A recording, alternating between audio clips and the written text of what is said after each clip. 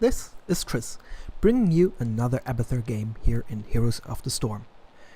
In this game I would like to talk with you about why you should play Abathur, or why you would even want to play Abathur. Abathur is a very unique hero. He really excels at pushing, using his locusts or even the monstrosity, which, speaking of the locusts, is something which goes automatically all game long. As long as you don't die, the little locusts will push for you, which is really great.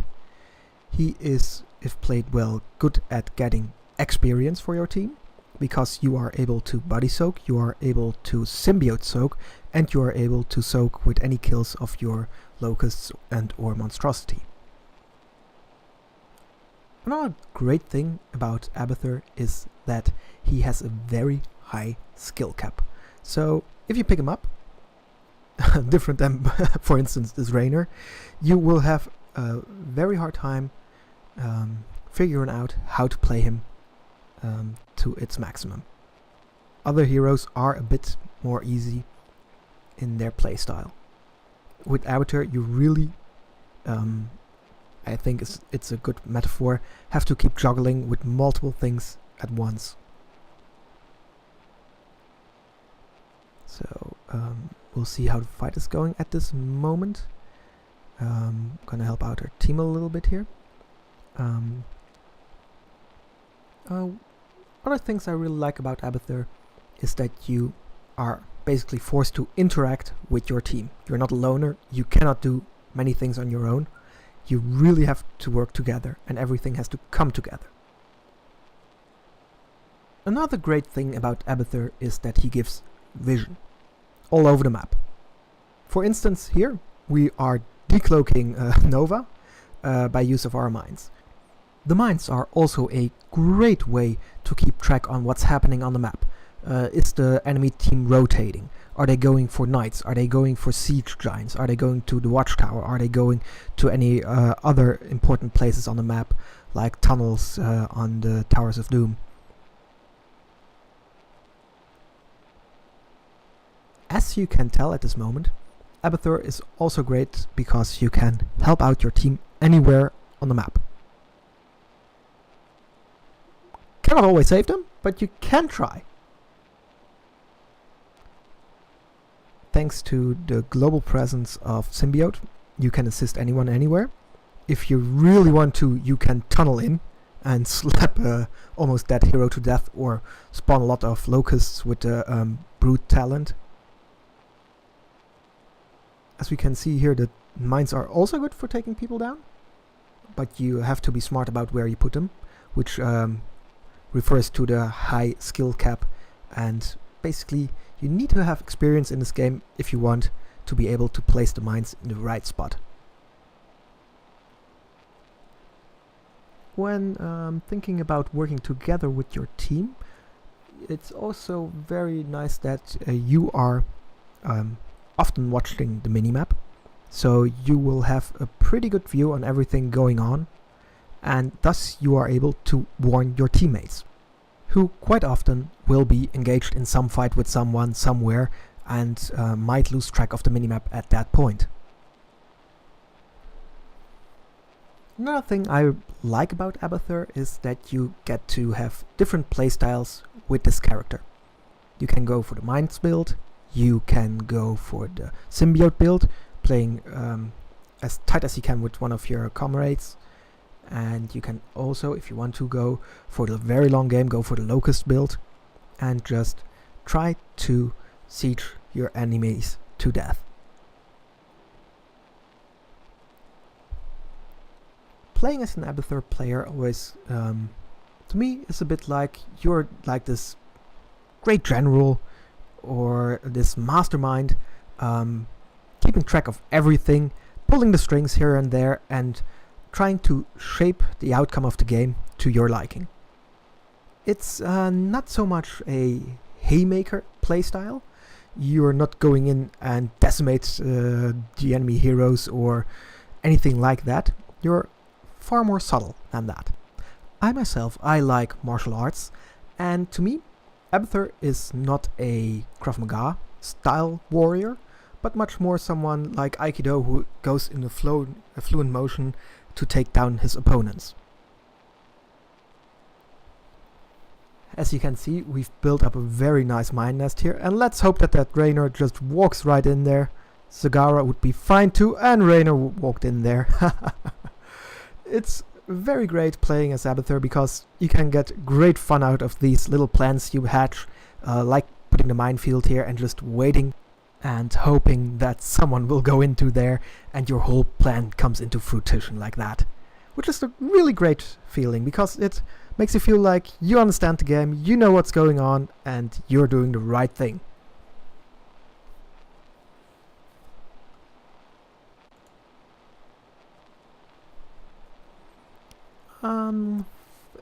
Maybe not quite discussed yet, but one of the things I like about Abathur 2 is that you can spec, so take the talents, to be able to take siege camps, which is a nice addition, I think, because it's something you don't usually get to do as Abathur unless you take the one talent which gives you 3 little locusts which help you fight.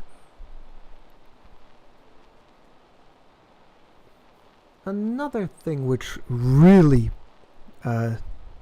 deserves mentioning here is that with Abathur you get to play every hero in the game except for Gal at this point. And so whenever a new hero comes out, currently our next expected hero to come out will be the Necromancer Xul. You don't even have to have the hero, you don't have to have the gold to play the new hero. You can easily copy him when he's in the game, and let's be honest, whenever there's a new hero, tons of people will try to play him, tons of people will bring him into the game, and you will be able to just copy him and see if you like that hero. It also helps, of course, with your overall skill development in this game, because with the copycat skill, the ultimate evolution, you get to play every hero, which might be a good reason when you're starting out as Abathur to just go for the monstrosity until you are more familiar with other heroes. I myself tried to get quite a few heroes up to level 5. Level 5 at the moment is the level where you get 500 free gold, just so that whenever one of those heroes is in your game, you get a basic about how the hero works, what the skills are, what's useful. And yeah, it's great fun. You get to play every hero whenever you want, regardless of if you have them in your roster or not.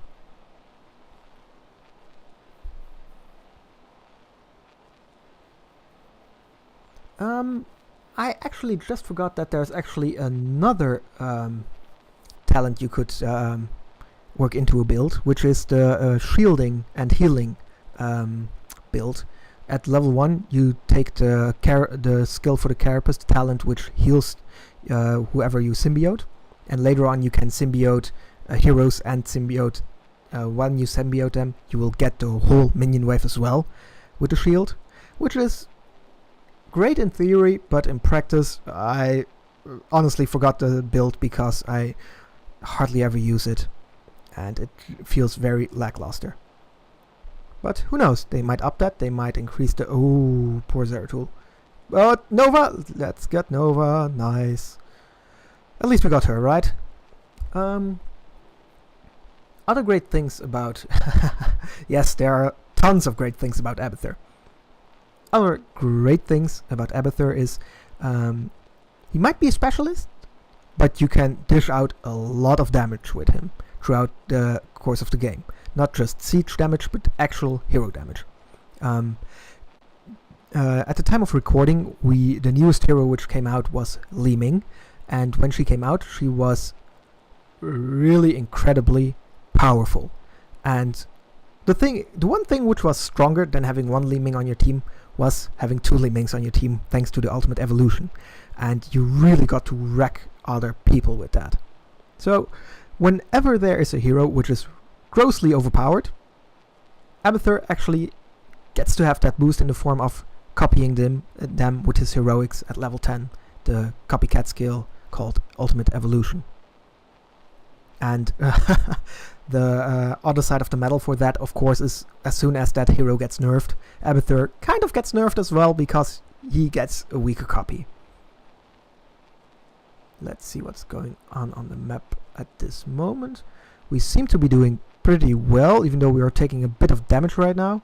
So it's a good moment to go away. We just took the Locust Brute talent, which means we can help push our lanes here, and we could, if we so desire, take the Siege Giants. Which, by the way, does require a little bit of skill, because if you do it wrong, you will die. Or, of course, you just retreat. Let's see, in this game, things are still going very well for us, it would seem. We are taking the Siege Giant in bottom, we have some mines up here, and it's time for us to get out of here because our enemies are getting close.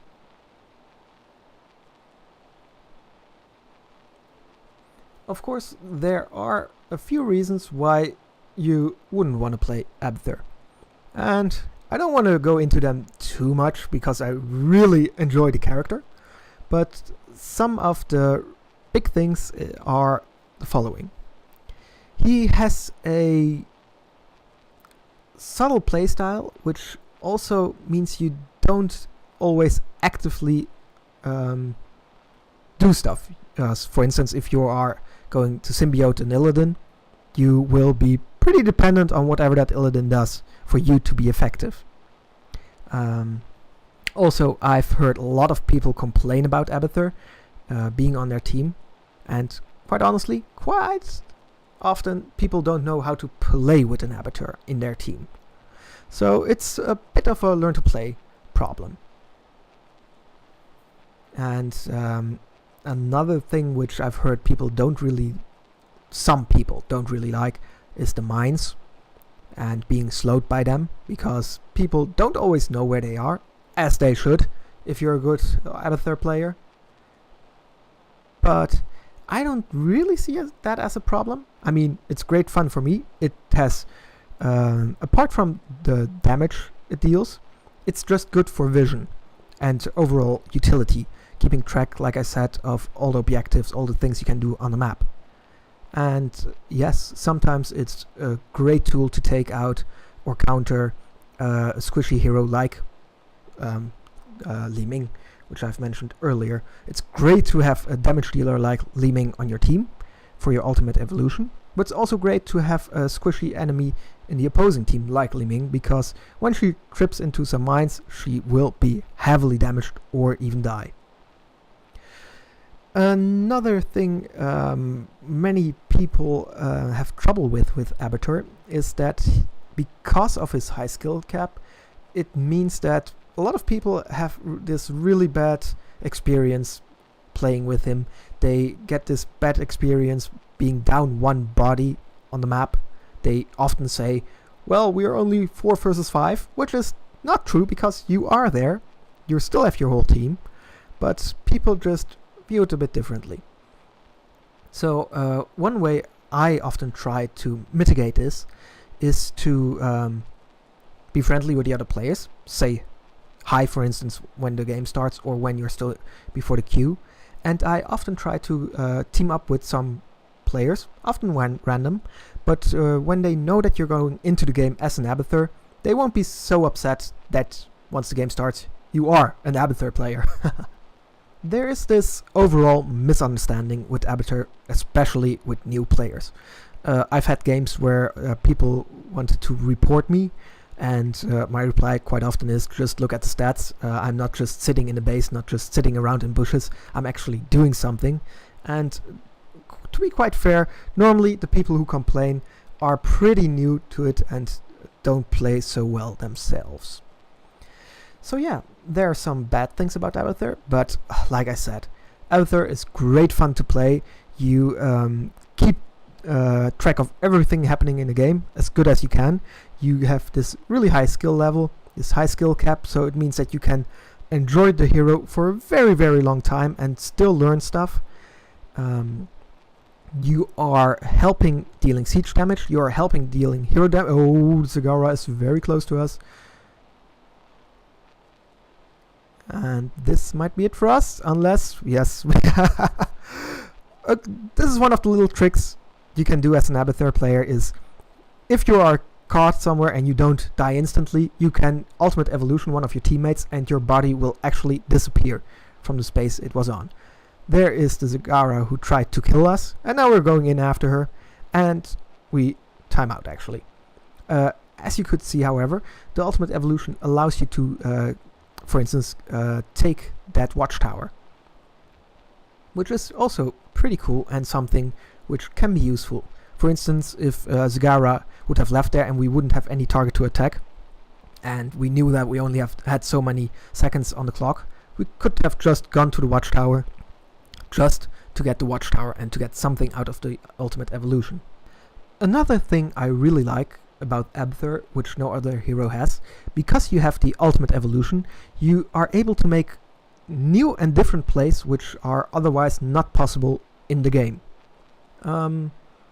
For instance, if you ever get the chance, just copy a butcher on your team and just run in there with the other butcher in there as well, and it can be amazing for you. It's fun, it's cool, it's great, even though it's not always viable in competitive gameplay.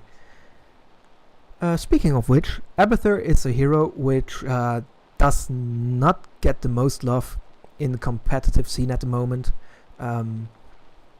I have mentioned this in my earlier videos. I feel like Abathur could deserve a buff.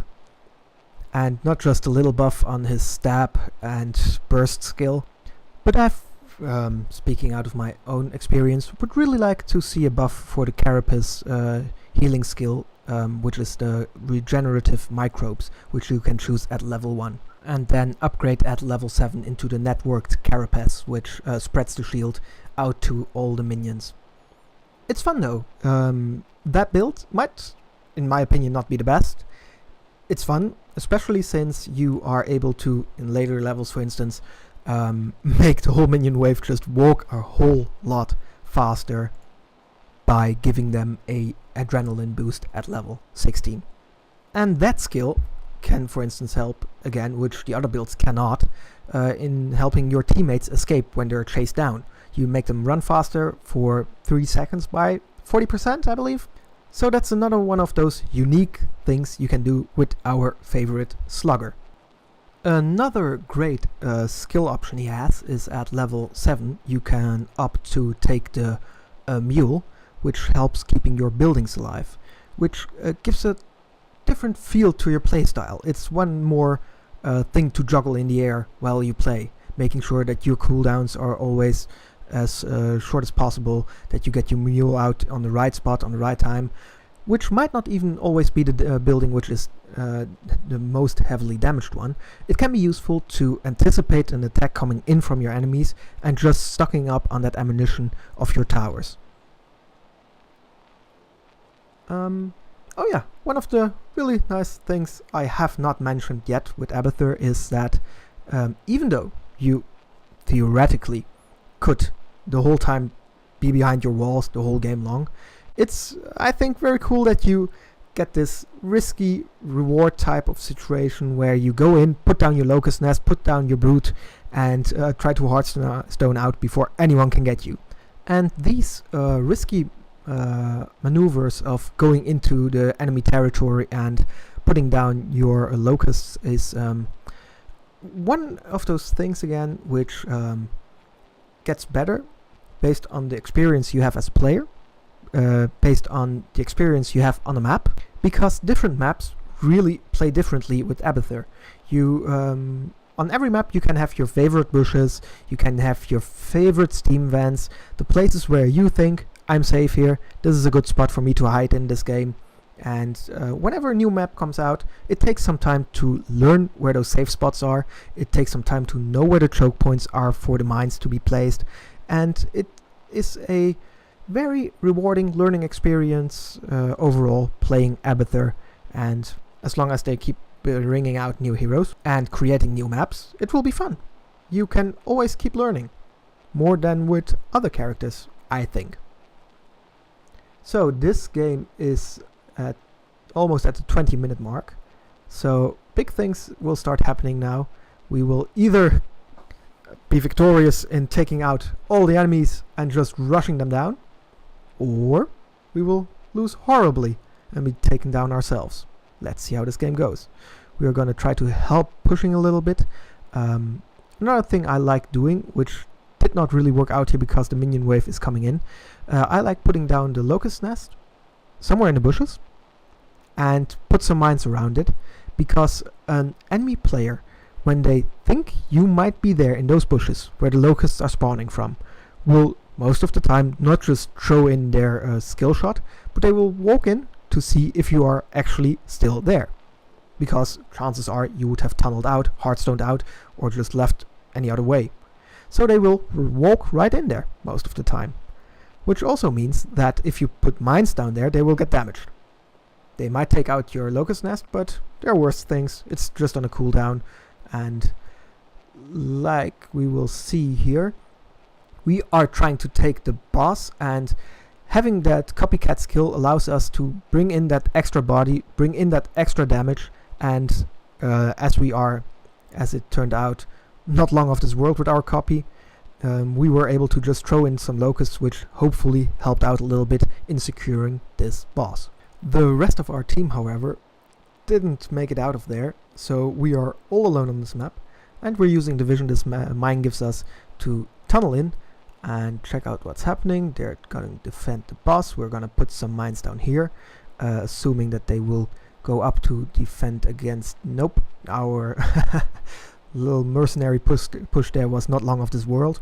So we are in trouble right now. Our team is still down. The enemy team, except for 2 players, is still on the map, and we do not have any defenses to mitigate any damage from these shrines.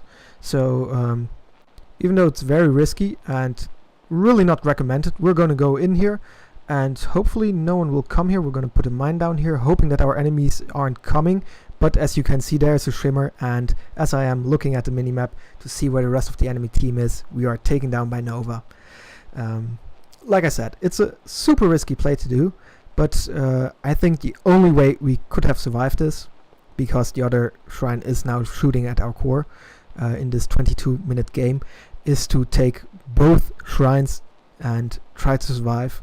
I think this one shrine will be enough to take us down, and well, let's see, we might get... No, we will not get lucky here, will we?